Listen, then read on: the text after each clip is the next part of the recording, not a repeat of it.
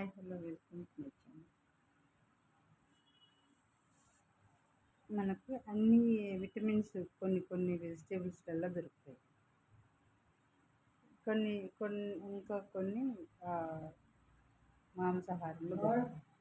ఇంకా కొన్ని వాతావరణం ద్వారా దొరుకుతాయి. కానీ బీ12 ఉంటుంది, బి కాంప్లెక్స్ బీ12. ఇది మనం తినే ఆహారం, అది రైస్ ఉంది కదా, బియ్యం. ఆ బియ్యంలో మనం బియ్యంతో అన్నం చేసుకొని తింటాం కదా, దానివల్ల వస్తుంది అన్నమాట. ఆ బియ్యాన్ని అన్నం వండేటప్పుడు కొంతమంది 2-3 టైమ్స్ చెయ్యి పెట్టి ఇట్లా ఆ బియ్యంలో నీళ్ళు వేసి చెయ్యి పెట్టి ఇట్లా ఇట్లా ఇట్లా ఇట్లా ఇట్లా 3 టైమ్స్ అట్లా కడిగి ఆ నీళ్ళు వంపి అప్పుడు అన్నం చేస్తున్నారు. ఇంకా ఏం ప్రయోజనం? చేయి పెట్టాల్సిన అవసరం లేదు, నీళ్ళు వేసి ఒక్కసారి అట్లా గిన్నెలో ఇట్లా ఒలిపి పడేస్తే చాలు, ఉన్న బి కాంప్లెక్స్ అంతా వెళ్ళిపోతుంది కదా.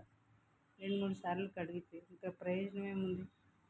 ఆ బి కాంప్లెక్స్ బీ12 ఉండేదే బియ్యంలో, రైస్లో.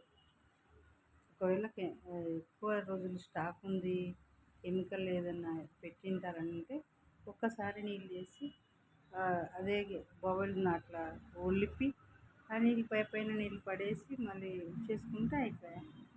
అంతదానికి ఎందుకు? ఇంకెట్లా వస్తుంది బి కాంప్లెక్స్?